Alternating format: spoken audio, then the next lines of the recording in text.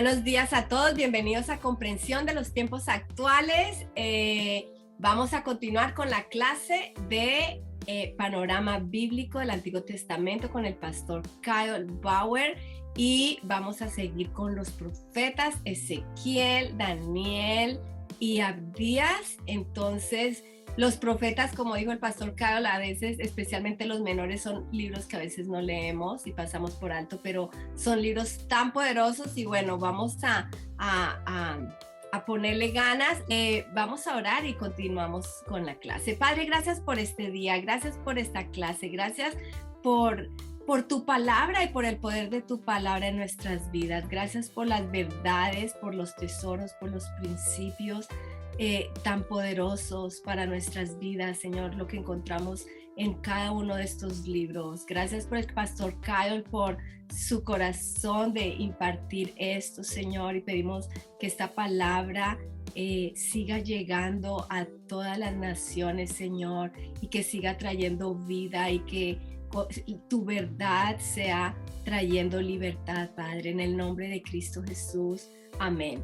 Amén. Bueno, Pastor Kyle, te damos la bienvenida. Pero buenos días, es un placer estar aquí de regreso con ustedes. Ya yo creo que es la semana 12 que estamos en este estudio del panorama del Antiguo Testamento. Hoy vamos a terminar con los profetas mayores y entrar con los profetas menores.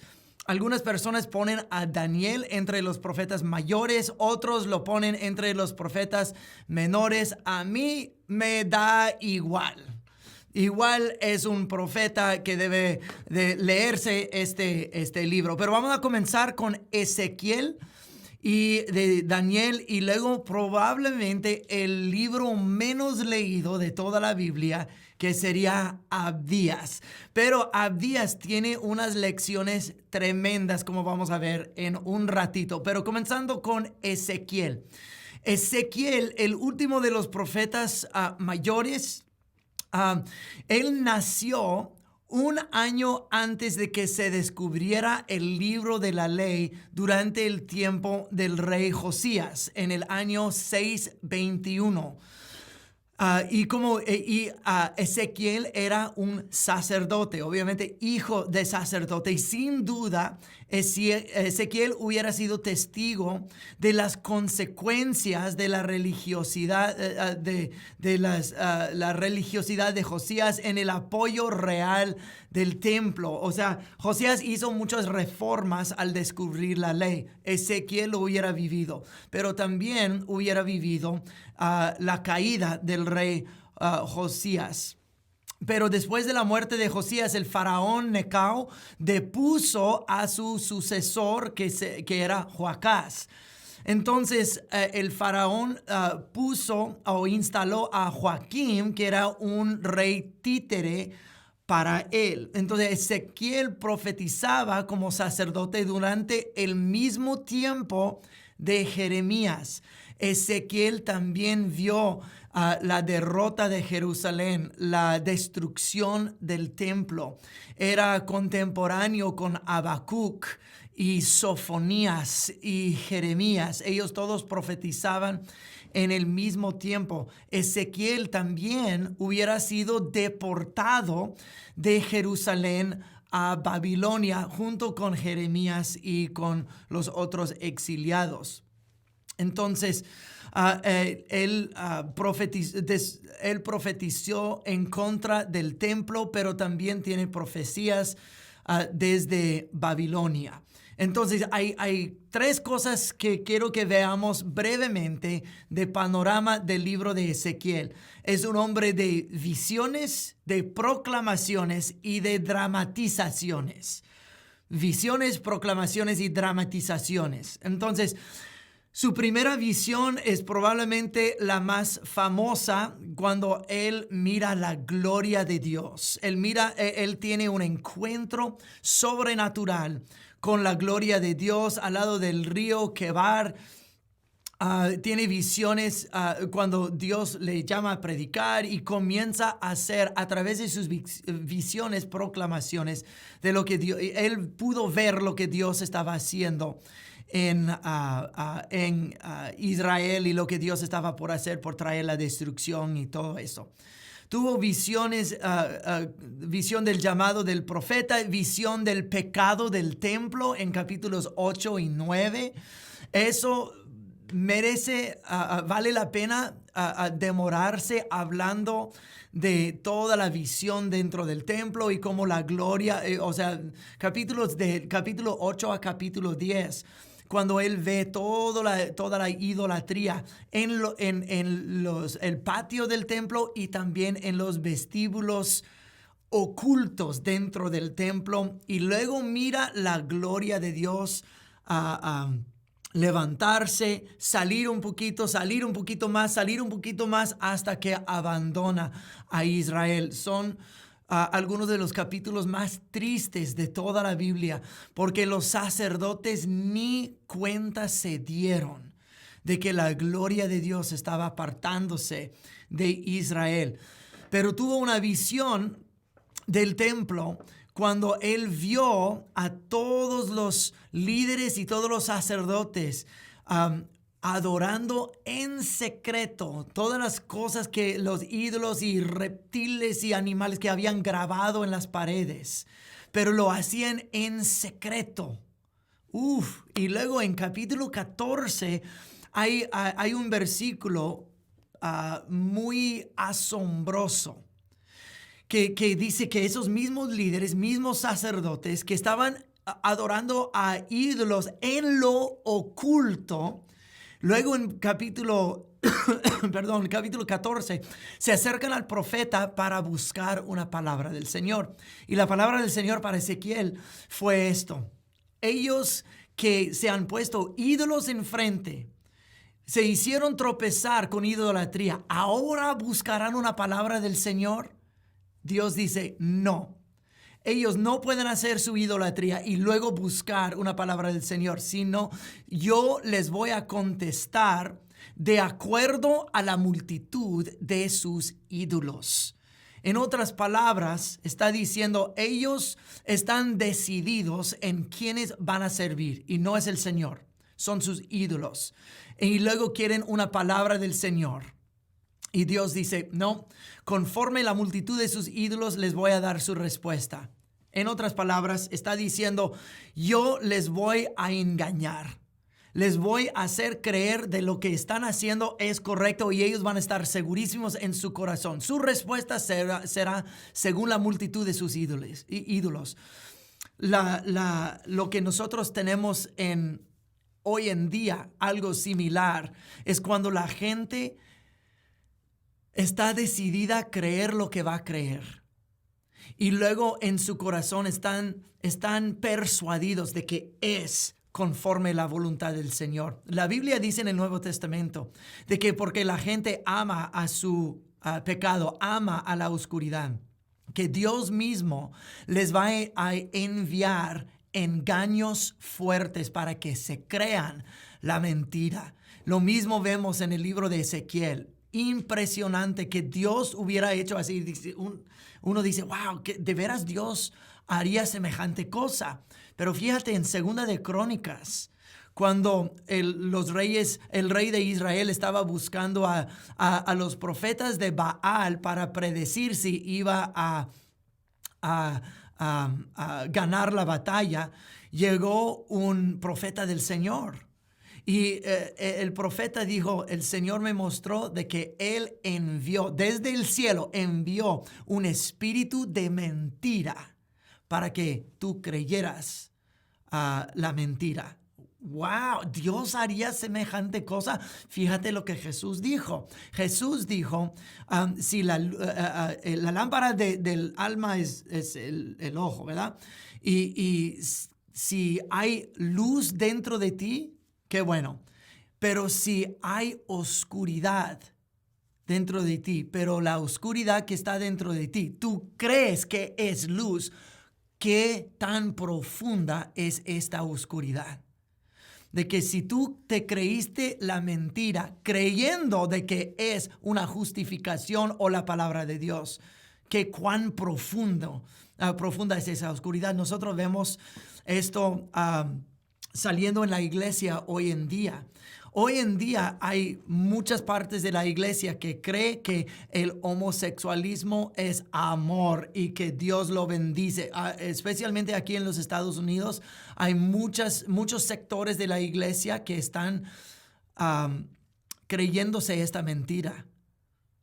Pero me imagino que en parte es Dios diciendo, esos son los ídolos que tú escogiste. Los ídolos que tú adoraste en los secretos de tu alma, que tú abrazaste. Ahora, que cuán profunda es esa oscuridad dentro de ti. Pero es lo mismo que Ezequiel ve desde capítulo 8 hasta capítulo 14. Tiene visiones de la gloria de Dios partirse de Israel. Y luego tiene proclamaciones en contra de Israel mediante parábolas y la parábola, proverbios populares. Él habla de eso, habla de una parábola de vida, Jerusalén como una ramera, una parábola de dos águilas, una alegoría fúnebre para los reyes de Israel, una parábola de dos hermanas, y todos llevan juicio. Porque obviamente Ezequiel está profetizando durante el tiempo de Jeremías que Jerusalén está por caer. Él tiene una proclamación fuerte en contra de los pastores falsos en Israel. Los pastores que consumen las ovejas en vez de cuidar las ovejas. Y su profecía en eso es que Dios levantará para sí un pastor fiel que cuidará sus ovejas. Eso posible tiene un enlace que cuando Jesús vio las multitudes tuvo compasión porque eran como un rebaño sin pastor. Pero Él es el buen pastor, el pastor fiel que profetizó Ezequiel. Tiene proclamaciones en contra de las naciones. Proclamaciones de que Israel será restaurado y la adoración en el templo restaurado. Tiene esas proclamaciones. También la proclamación del nuevo pacto.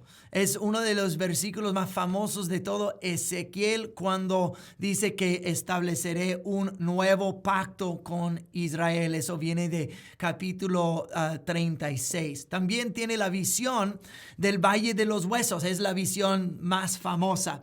Todos sabemos eso de capítulo 37. La visión del Valle de los Huesos. Y para Ezequiel, el Valle de los Huesos en particular hubiera sido muy delicado para él, porque él era un sacerdote. Los sacerdotes no podían tocar cosas impuras. Y para un sacerdote, ¿qué es más impuro que la muerte? Entonces, él está en un valle de pura muerte. Como sacerdote está tocando huesos secos. Pero es una profecía tremenda del poder de Dios para resucitar, para limpiar y para equipar a su pueblo. Es la visión y proclamación de que aunque Israel es como los huesos secos, Dios los va a revivir. Y los va a purificar, los va a poner como un ejército nuevamente para cumplir su voluntad. Entonces, Ezequiel también es un profeta actor, un profeta de dramatizaciones, visiones, proclamaciones y dramatizaciones. Entonces, entonces tienes varias cosas que él actúa para que el pueblo lo vea. Entonces vamos a repasar eso rápidamente. Primeramente, actúa con un rollo, se come un rollo. Y el rollo comido contiene lamentaciones, advertencias y juicios, y tal será el contenido de las profecías de Israel. Eso salió en visión, pero tuvo que comerse el rollo. Y con lamentaciones, juicios, advertencias, lamentaciones, todo eso. Básicamente diciéndole, esos van a ser las profecías que van a salir de tu boca.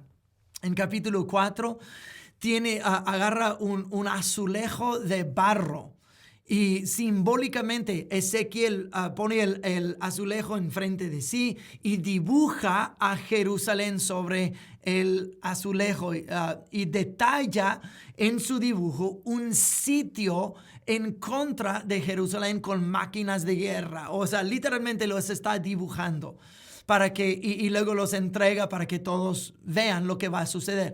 Entonces la profecía es que Jerusalén será sitiado por un ejército que construirá máquinas de guerra y destruirá a la ciudad y llevará cautivos. Nuevamente en capítulo 4, Ezequiel se acuesta de su lado derecho y luego de su lado izquierdo por cierto número de días. Y actualmente esa profecía es incierta en exactamente lo que significa, pero estaba actuando algo en su lado derecho, su lado izquierdo por 7 días, y la mano de Dios le detuvo en su lugar. Posiblemente para que supiera de que todo Israel está sujeto a Dios, pero hay algo de incertidumbre en el significado de esa profecía. Otra vez en capítulo 4, Ezequiel es exigido por el Señor de comer un cierto tipo de pan y cocinarlo sobre su propio excremento. Híjole. Qué lindo eso es. Y otra vez, eso es obviamente algo impuro. No requiere mucha inteligencia para saber de que eso es algo de impureza. Y siendo sacerdote todavía más. Y él ruega al Señor, dijo, Señor, por favor, que no sea mi excremento. Puede ser excremento de vaca. Entonces el Señor lo permite, pero todavía... pero la profecía en eso es Israel tendrá que comer y beber por medidas porque Dios hará la comida escasa. También Israel comerá pan contaminado donde Dios los enviará. Es una dramatización de lo que va a suceder con los israelitas. En capítulo 5, Dios le ordena que se rasura todo el cabello y toda la barba. Y el símbolo, y luego divida su cabello en 3 porciones. Una porción quema, 1/3 lo golpea y otro tercio lo avienta al viento. Y la profecía es eso: 1/3 de los habitantes de Jerusalén serán quemados con fuego y destruidos con pestilencia. 1/3 lo herirá por espada y 1/3 será arrojado a los 4 vientos. O sea, esas son profecías bastante fuertes. En Ezequiel capítulo 12, Dios le dice a Ezequiel que empaque todas sus pertenencias. Entonces él hace sus maletines, sale de su hogar y la profecía es que así van a tener que hacer ustedes porque el Señor los va a enviar lejos a otra tierra. También Dios dice, Ezequiel, cuando comes y bebes, tiembla mientras comes. Entonces, enfrente de todos está comiendo y bebiendo así. Y todos, pues, ¿qué? ¿A qué le pasa? Pero la profecía es esta: la tierra de Israel será despojada de su producto y los habitantes de Israel comerán y beberán con gran temblor por sus corazones miedosos cuando ven el juicio que Dios va a traer. Entonces imagínate, nosotros pensaríamos, si alguien viniera a nuestra iglesia y tuviéramos un convivio y tal vez un convivio de comida después y uno está comiendo así. Uno dice, pues ¿a qué pasa? O sea, trataríamos tal vez de hacerle una liberación, pero es lo que Ezequiel estaba haciendo. Pero fue una dramatización de que ustedes van a temblar de temor. También Dios dice a Ezequiel, suspira y gime y golpea tu pecho. Ahora el mismo loco de la iglesia que estaba temblando durante el convivio, ahora está en los servicios haciendo así. no, nosotros otra liberación que la primera no funcionó, pero es lo que está haciendo Ezequiel. Y todos otra vez, ¿a este qué le pasa? Y la profecía es esta: llegarán noticias malas que causarán que los corazones se derriten y los espíritus desmayar dentro de ustedes y las rodillas ser tan débiles como el agua, y van a terminar suspirando, gimiendo y golpeando el pecho por los juicios venideros. También el Señor le dice: toma una espada. Y hace movimientos con ella. Entonces el mismo loco de la iglesia está sacando una espada y está peleando en contra del aire, así. Y todo, ¿qué le pasa? Otra vez tenemos que hacer una liberación al pobre. Y dice, y la profecía es esta: en cada dirección que Ezequiel apunta y hace los gestos con la espada, así el Señor causará masacre y destrucción sobre la gente. Y en capítulo 21, Dios le dice que Ezequiel indique 2 caminos y pone unos anuncios donde divergen estos 2 caminos. Otra vez, el mismo loco de la iglesia está poniendo anuncios enfrente de la iglesia donde se parte el camino, y la profecía es esta: el rey de Babilonia estará en la separación con su espada y recogerá por divinación uno de 2 caminos, o sea, parte para Babilonia, parte para otro lado. Capítulo 24. Se muere la esposa de Ezequiel y Dios dice: no hagas luto, no llores por ella. Igual como Ezequiel no puede lamentar la pérdida de su esposa, así ni siquiera los israelitas se les permitirá lamentar la pérdida de sus esposos y esposas y sus hijos que perderán durante la guerra y las tribulaciones. Wow, eso está pesado. Y por último, capítulo 37. Ezequiel toma 2 palitos y escribe sobre ellos y los une en una sola mano. Y la profecía es esto: Dios volverá a unir a Israel en una sola nación. Ya no serán 2 naciones y tendrá un solo rey, que viene siendo Jesús al final. Entonces, esto es Ezequiel, y estoy segurísimo que muchos lo creían loco. Pero todo lo que el Señor le dijo hacer, o sea, muchos otros profetas no tenían que hacer cosas semejantes, eran puras proclamaciones. Otros sí hacían cosas, pero Dios estaba tratando hacer su pueblo darse cuenta de que cosas van en serio. Había proclamaciones por Sofonías y por Abdías y por Jeremías y por Isaías y ahora por Ezequiel y en toda diferente forma para que la gente hiciera caso. Y obviamente no hizo caso y fueron al exilio. Ahora, eso nos lleva a Abdías. Quiero brincar a Abdías antes de Daniel por un poquito porque Abdías fue durante Ezequiel, como vamos a ver en un momento, y Daniel fue después de Ezequiel. Perdón que lo puse en orden equivocado. Pero como Abdías solo tiene, ¿cuántos versículos? Solo 21 versículos tiene Abdías. Vamos a leerlo y luego vamos a hacer algunas observaciones acerca de Abdías. Ahora estamos fuera de los profetas mayores, estamos comenzando con los profetas menores. Y vamos a comenzar con Abdías. Dice: esa es la visión que el Señor soberano reveló a Abdías acerca de la tierra de Edom. Vamos a hablar de la tierra de Edom, pero ellos eran una nación de primos de Israel que vivían al lado de Israel en la tierra o el país que ahora se conoce como Jordán. Eso era la tierra de Edom. Edom eran los descendientes de Abraham, Isaac y Esaú. Israel eran los descendientes de Abraham, Isaac y Jacob. Entonces eran primos, familiares, parientes de los israelitas. Dice así: Hemos oído un mensaje del Señor que un embajador fue enviado a las naciones para decir: prepárense todos, convoquemos a nuestros ejércitos, ataquemos a Edom. El Señor dice a Edom: te haré pequeña entre las naciones, serás muy despreciada.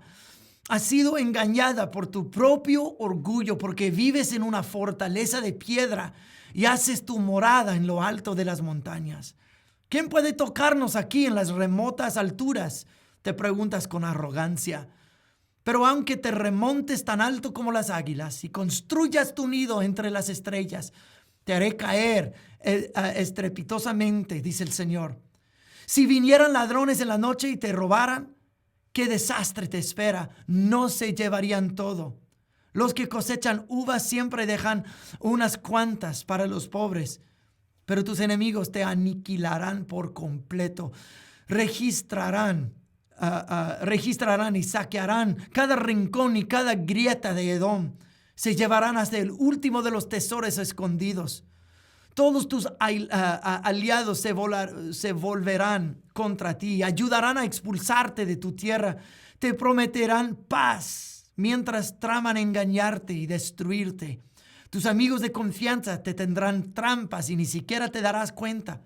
En aquel día, ni una sola persona sabia quedará entre toda la tierra de Edom, dice el Señor. Pues destruiré en las montañas de Edom a todos los que tengan entendimiento. Los más poderosos guerreros de Temán sentirán terror. Todos en las montañas de Edom serán exterminados en la masacre. ¡Wow! Eso está pesadísimo. Ahora, ¿por qué el Señor está decididamente en contra de Edom y los va a aniquilar por completo?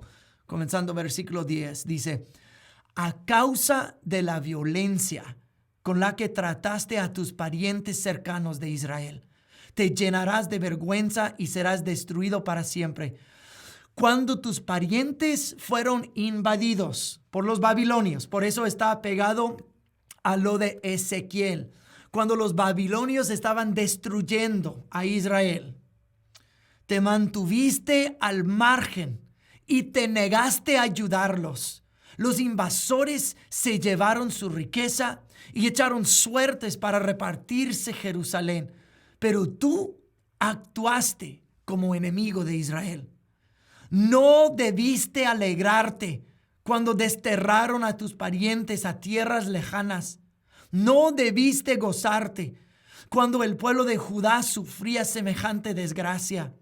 No debiste hablar con arrogancia en este terrible tiempo de angustia. No debiste saquear la tierra de Israel mientras ellos sufrían semejante calamidad. No debiste regodearte de su destrucción mientras sufrían semejante calamidad. No debiste robar sus riquezas mientras sufrían semejante calamidad. No debiste pararte en la encrucijada para matar a los que intentaban escapar. No debiste capturar y entregar a los sobrevivientes en su terrible tiempo de angustia. ¡Wow! ¿Qué es lo que hizo entonces Edom en contra de Israel? Cuando los babilonios estaban saqueando a Judá, sitiando a Jerusalén, ellos estaban gozosos. Ellos se regocijaban en la caída de Israel. Y ante los ojos del Señor, eso fue una desgracia y un pecado. No hay que gozarse en la caída de tu enemigo. La Biblia dice que Dios no se regocija en la muerte de los pecadores. Él trae juicio y Él juzgará a todas las naciones y no a todos los irá bien. Y no a todos irá bien a los que nombran el nombre del Señor. Pero no es para nosotros decir: ¡ajá, yo sabía! ¡Ya te tocó lo merecido! ¡Chismoso! No. Eso es igual de un pecado de regocijarte en la muerte y el juicio del enemigo. tanto como un amigo o la persona que para ti es una amenaza. Esa persona amenaza mi posición en la iglesia y algo le cayó, ahora me toca a mí. No, señores. Eso es una desgracia, una abominación delante del Señor. A nosotros nos toca amar a los enemigos. Es la parábola del buen samaritano. ¿Quién es mi vecino?, preguntó la persona a Jesús. Y Jesús básicamente dice, tu prójimo es tu vecino, tu familiar es tu vecino, tu amigo es tu vecino y tu enemigo es tu vecino también. No debiste de haber, mira, la crueldad que mostraron a Israel, no solamente de regocijarse, pero mientras los babilonios estaban haciendo sus cosas ahí, ellos, o sea, los edomitas no tenían un ejército lo suficiente fuerte para derrotar a Israel. Entonces ellos dejaron que los babilonios hicieran todo su trabajo sucio. Y mientras los babilonios estaban saqueando a Jerusalén, los edomitas se unieron a los babilonios y comenzaron a robarse los tesoros del templo de Dios y de Jerusalén. Entonces, o sea, mientras los babilonios los golpearon al suelo, los edomitas vinieron al lado y les dieron una salvaje patada mientras estaban tirados en el suelo. Y la crueldad aún más, la falta de compasión que ellos tuvieron con israelitas, mientras, pues, si tu tierra fuera invadida, ¿tú no tratarías de escapar? No, claro que sí. Y yo también. Pero cuando gente estaba tratando de escapar y de salvar sus vidas y las de su familia, los edomitas estaban en las afueras de la ciudad atrapando a los que estaban tratando de huir y matándolos o llevándolos prisioneros de regreso con los babilonios. Que, como dicen en México, qué gacho. Qué gacho. Y Dios vio cómo trataron con desprecio a sus parientes y Dios los iba a repagar. Entonces, otra cosa que hay 7 cosas que dice no debiste. Cuando fueron invadidos te mantuviste al margen y te negaste a ayudarlos. No debiste alegrarte cuando desterraron a tus parientes. No debiste gozarte cuando sufría. No debiste hablar con arrogancia en su tiempo de angustia. No debiste robar sus riquezas mientras sufrían. No debiste pararte en la encrucijada para matar a los que intentaban escapar. Y no debiste capturar y entregar a los sobrevivientes. 7 cosas que ellos hicieron y es hora de su juicio por esto. Entonces, Dios denuncia a Edom. Y algo interesante saber de los edomitas y de Abdías. La región de Edom, después del cumplimiento de las profecías de Abdías que nosotros vemos en Nahum. Nahum hace referencia a algo cumplido en contra de Edom. Fueron conquistados por los árabes nabateos que desplazaron a muchos edomitas. Esta región pasó luego a llamarse Idumea, conservando el nombre antiguo de Edom. Nosotros vemos esta tierra de Idumea durante el tiempo de Jesús. Y había una antigua rivalidad y conflicto permanente entre Jacob y Esaú, Israel y Edom.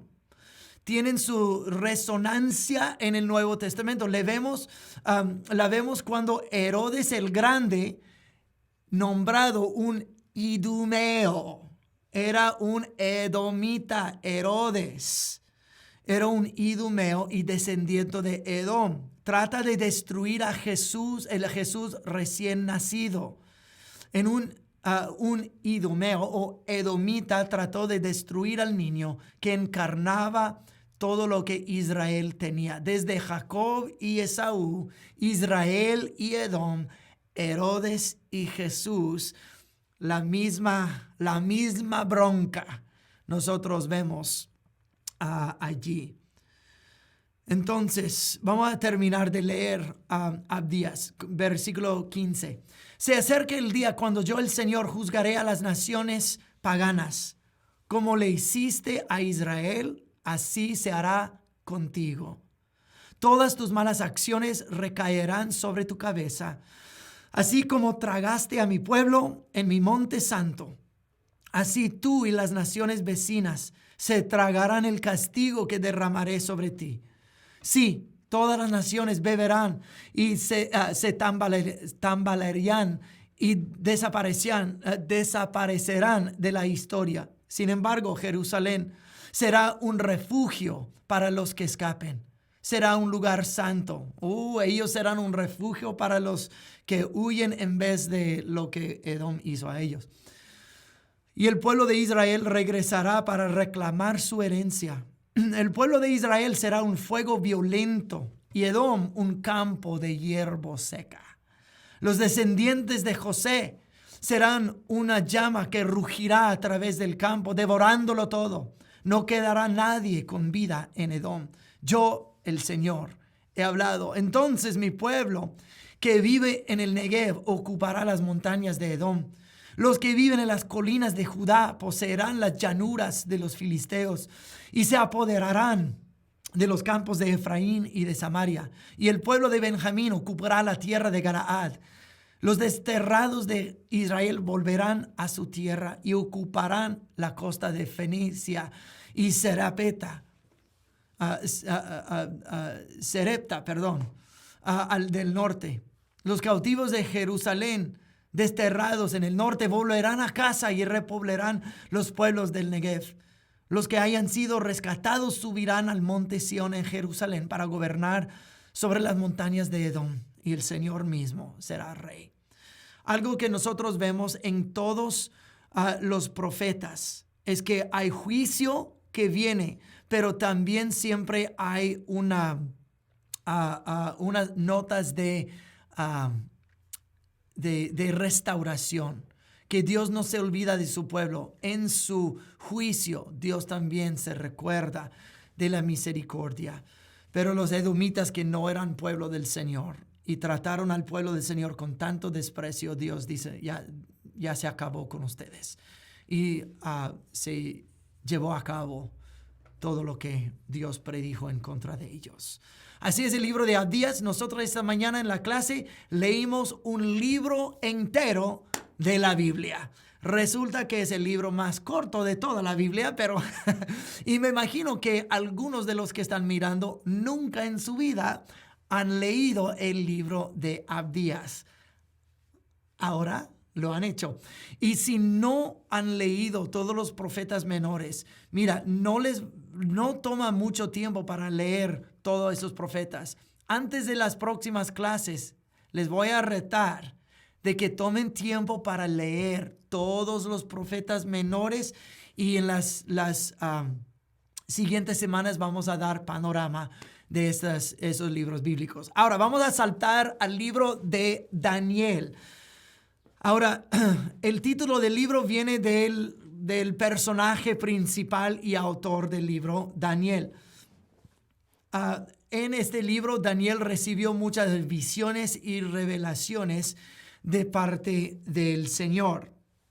Ahora, es muy interesante el papel que Daniel juega en toda la venida de Cristo y en el libro de Apocalipsis. Mucho de lo que leemos en Daniel se ve en Apocalipsis, y no podríamos entender completamente el libro de Apocalipsis sin el libro de Daniel. Yo creo que en otras clases yo he mencionado de que todo lo que se lee en el libro de Apocalipsis se encuentra en el Antiguo Testamento, en los Salmos, en Ezequiel, en Isaías, en Jeremías, en Zacarías y en Daniel en particular. Entonces es muy interesante el estudio de Apocalipsis, que tal vez en otro tiempo lo haremos, pero hoy no. Entonces ya van a quedar picados para la próxima vez. Entonces Daniel era un adolescente cuando cayó Jerusalén y cuando se destruyó el templo. Tal vez Daniel hubiera tenido tal vez unos 15 años por ahí, no se sabe con certidumbre porque no dice la Biblia exactamente, pero era un adolescente y fue llevado a Babilonia, de Jerusalén a Babilonia. Ahora, Daniel no era un pobre desterrado exiliado. Daniel vino de una familia de privilegio, vino de una familia de nobleza.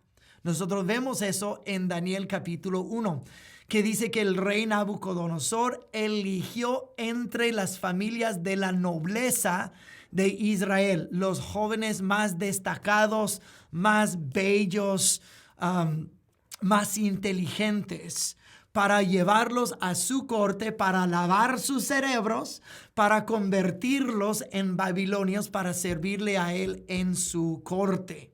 ¿Por qué digo lavar el cerebro? Porque los llevó a su corte para comer su comida. Y nosotros todos sabemos la historia de Daniel, que él rehusó comer la comida de la mesa del rey. ¿Por qué lo rehusó? Porque Daniel era un judío y estoy segurísimo que había unas costillas de puerco allí, que para nosotros uno dice, wow, costillas de puerco, ahí voy.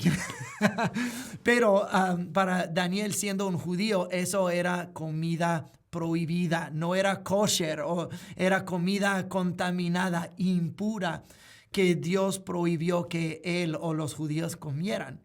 Entonces tal vez había ostiones o mariscos impuros y cosas que no debería de comer, y Daniel rehusó comer de la mesa del rey. Daniel y sus 3 amigos. Pero nosotros vemos que había muchos jóvenes judíos allí. ¿Qué hicieron estos otros jóvenes judíos? Solo habían 4 entre todos los jóvenes que el rey había tomado para servir en su corte. Solo 4 fueron fieles al Señor. Wow. No se sabe cuántos, pero estoy segurísimo que habían más de 5. Estoy segurísimo que habían más de 10. Probablemente eran 50, 100, tal vez más, no sé. Pero yo creo que había un buen grupo y de ellos solo 4 decidieron ser fiel al Señor.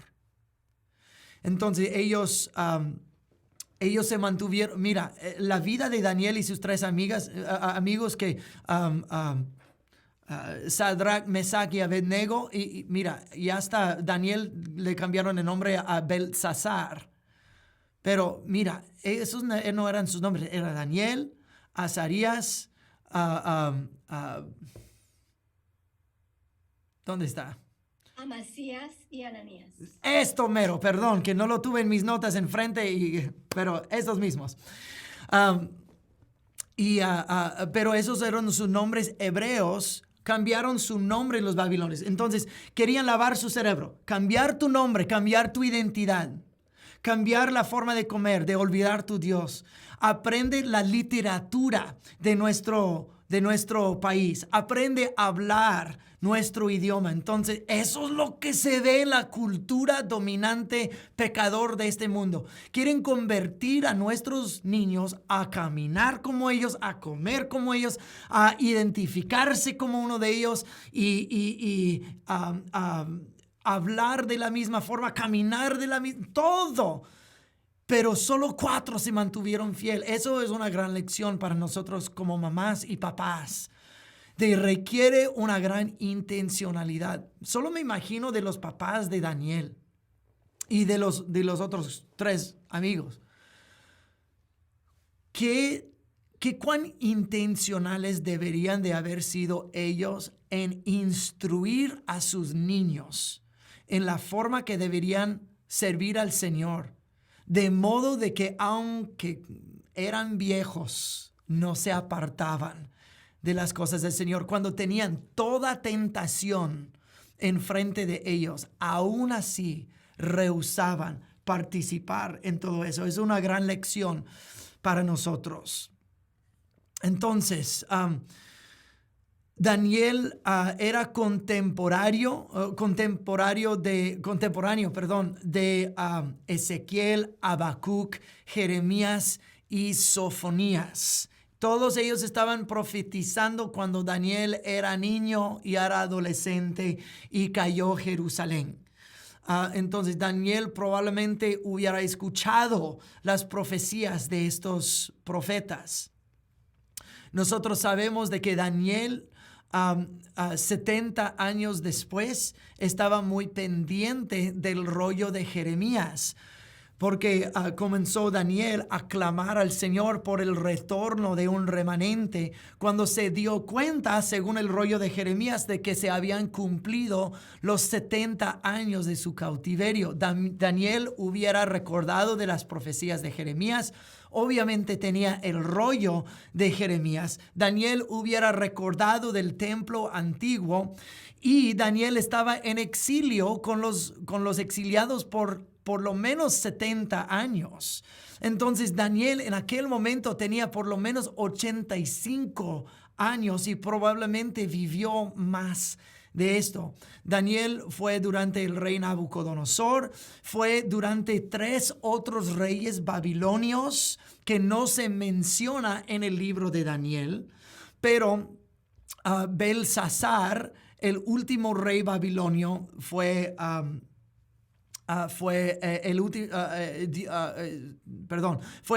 el incidente del dedo escribiendo en la pared. Belsasar llamó a Daniel para interpretar todo eso.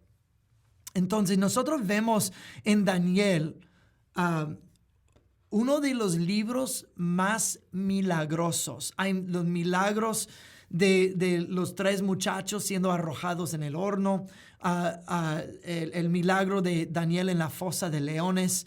Nosotros vemos los milagros de las profecías, de las visiones, de la interpretación del sueño. Hay mucho milagroso dentro de este libro. Daniel duró sobre imperios. Como dijimos en Esther, es posible que la vida de Daniel y la vida de Esther tal vez tuvieron un punto de contacto, o por lo menos la final de la vida de Daniel fue el principio de la vida de Esther, porque Daniel estuvo ahí durante Babilonia, durante los medos y los persos también. Entonces, Daniel sirvió como regente con los reyes. Daniel era un profeta, pero mira, esa es otra cosa raro acerca del libro de Daniel, pero tiene una conexión con el Nuevo Testamento. Daniel era profeta, ¿verdad? Dios le mostró a Daniel cuál era tanto el sueño de Nabucodonosor, tanto como su interpretación. Totalmente milagroso. Nosotros sabemos de esta historia, ¿verdad? Del ídolo, el hilo de cabeza de oro y pecho y brazos de plata, abdomen de bronce, caderas y piernas de hierro y pies de hierro y barro. Y luego viene una piedra cortada de una montaña por la mano de Dios. La piedra baja la montaña y pulveriza a este ídolo. Eso es el sueño de Nabucodonosor y Daniel. Dios le revela a Daniel tanto el sueño como su interpretación. Vamos a regresar al sueño en unos momentos porque hay gran significado en eso. Pero debido a eso, dice que Dios puso a Daniel encargado de todos los magos. O sea, los magos, piénsenlo por un segundo, los magos, los adivinos y los encantadores. Un hombre de Dios, un profeta de Dios, un hombre que tenía el Espíritu de Dios sobre él, está encargado de todos los brujos. Estaba encargado de la brujería de Babilonia. Eso va a cambiar un poco de tu teología de cómo Dios puede trabajar dentro de una cuestión pagana. Daniel no tenía otra opción. Él siguió siendo profeta del Señor, siguió aferrado al Señor, pero estaba encargado de los brujos. ¡Wow! De los magos, de los adivinos y todo eso.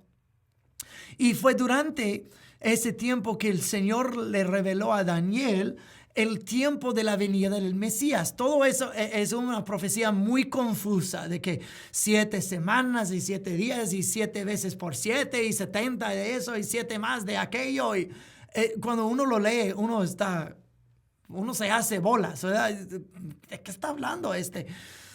Pero hay mucha erudición que desempaca todo eso. Pero básicamente esas profecías están delineando todo el tiempo del ídolo en el sueño de Nabucodonosor hasta la venida de Cristo. Es preciso su profecía acerca de la venida y el nacimiento de Jesucristo. Cuando uno, y no lo vamos a hacer aquí porque es panorama, no vamos a entrarle muy profundo, pero en corto es eso. Cuando uno desmenuza todo lo que Daniel predijo y 70 semanas por 7 y todo eso, predice exactamente el tiempo de la venida de Cristo. Interesante vínculo con el Nuevo Testamento. Cuando Jesús nació, llegaron reyes del oriente, reyes magos del oriente. ¿De dónde vinieron esos reyes magos? Pues dice del oriente. Vinieron de la tierra de Babilonia. ¿Y cómo hubieran sabido mirar las estrellas, leer las estrellas y decidir de que Dios estaba haciendo algo grande y deberían ir a Israel a buscar un rey recién nacido? ¿Cómo hubieran sabido esto? Es porque Daniel era el jefe de los magos en Babilonia. Y él dejó rollos y escritos de todas esas profecías. Y aproximadamente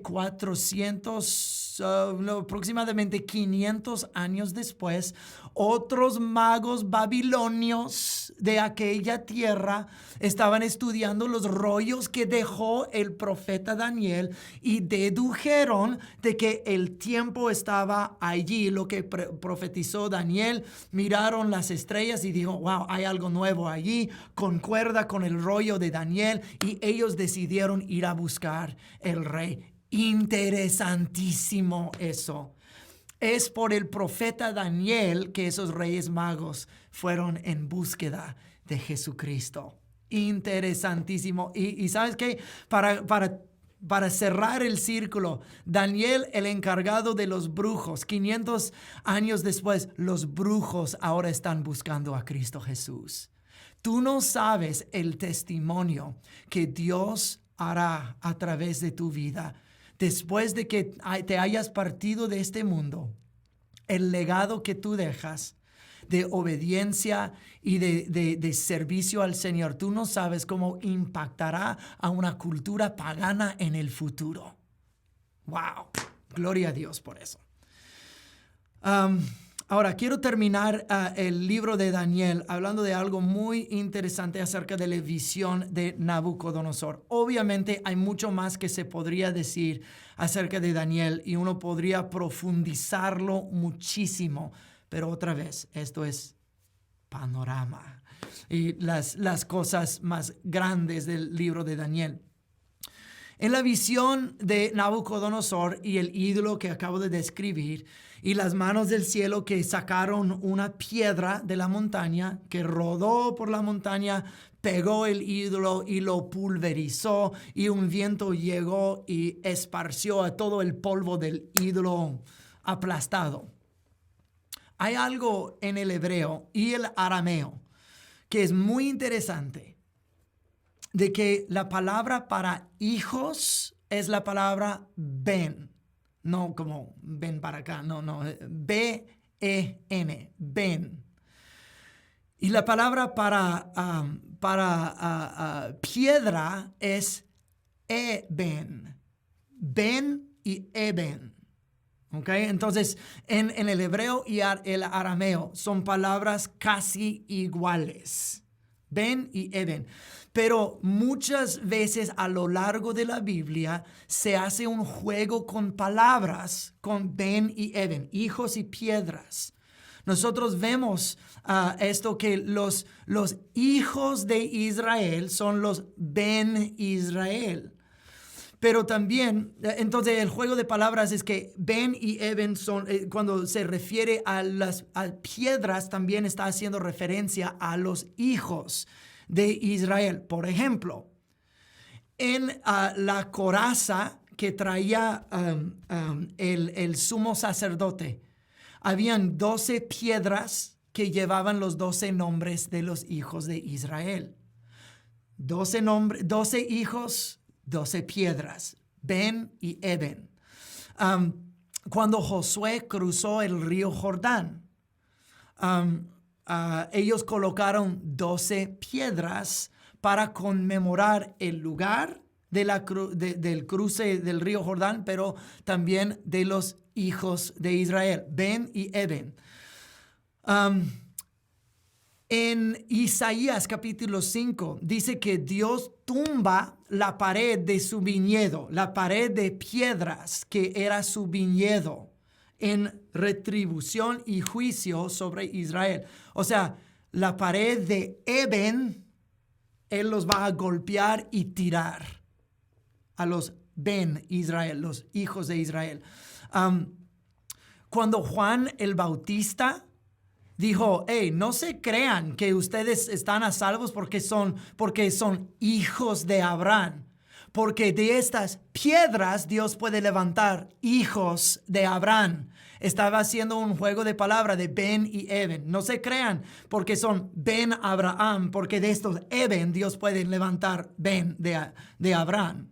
Está haciendo referencia a este juego de palabras que han habido por siglos en las Escrituras.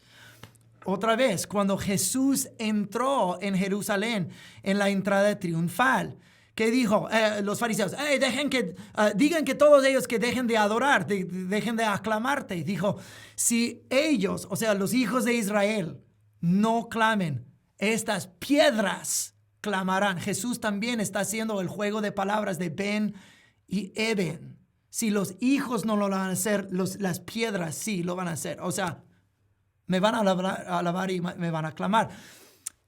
En la parábola que Jesús, vamos a regresar a Daniel, no me he perdido. En la parábola de Jesús de los malos dueños del viñedo o los malos inquilinos del viñedo del Señor, que contó durante su entrada triunfal. Y dijo que Dios va a matar a los malos inquilinos y poner a alguien que sí le va a rendir los frutos. Él dijo, después de esa parábola, ¿no has escuchado que la piedra que los constructores desecharon ha llegado a ser la piedra angular? ¿Qué estaba diciendo Jesús? Estaba diciendo, el Hijo de Dios soy yo. Yo soy hijo de Israel e hijo de Dios. Y ustedes a mí, como Eben, como hijo, me están desechando. Pero la piedra que tú estás rechazando es ahora la piedra angular. El hijo de Israel que rehúsan reconocer va a ser el cimiento de todo lo que Dios está haciendo. Jesús estaba haciendo un juego de palabras de Ben y Eben. Ahora, regresando a Daniel. El ídolo del sueño de Nabucodonosor representa las naciones. Daniel en su interpretación dice, Nabucodonosor, mi rey, tú eres la cabeza de oro, pero vendrá un imperio después de ti, poderoso, pero inferior, y eso es lo plateado. Después de ellos, otro inferior, pero poderoso, de bronce, y después de ellos, algo inferior, pero más fuerte que todos, de hierro. Y luego vi la piedra ser cortada de una montaña. Y la piedra rodó de la montaña y aplastó al ídolo que representa las naciones. Y el viento se llevó todo el polvo de las naciones. Y luego la piedra, en la visión de Nabucodonosor, comenzó a crecer y llenar toda la tierra. Esto es otro juego de palabras de Ben y Eben. ¿Qué es lo que destruirá las naciones? Una piedra. ¿Y qué será el cimiento de todo el reino de Dios que llenará la tierra? O sea, la piedra angular es la misma piedra que llenará toda la tierra. Esta visión de Nabucodonosor fue una visión de la venida del reino de Dios y el Hijo de Israel y el Hijo de Dios que aplastará a las naciones. Como dice Salmo capítulo 2, pídanme y les daré las naciones como una herencia. Besen al Hijo para que no se enoje, pero el Hijo será rey y tendrá un cetro con el cual golpeará a las naciones. De eso es Salmo capítulo 2. Nabucodonosor lo ve, el futuro de la venida del reino de Dios. Daniel predice la venida del reino de Dios y del Mesías, y todo tiene juego de palabras de Ben y Eben, hijo y piedra. Y entonces ahí vamos a concluir nuestro panorama de Daniel. Obviamente yo sé, hay mucho más que se podría decir de Daniel, pero eso es una vista panorámica de las profecías más grandes de Daniel. Que el Señor los bendiga. Nos vemos la próxima semana para más profetas menores. Bendiciones. Muchísimas gracias, Pastor Kyle. Excelente, realmente 3 profetas y todos hablan algo, es algo muy, muy poderoso para nosotros. Y bueno, espero que haya sido bendición para todos. Muchas gracias, Pastor Kyle, realmente una bendición todo lo que nos estás enseñando. Animémonos y sigamos adelante. Que el Señor les bendiga.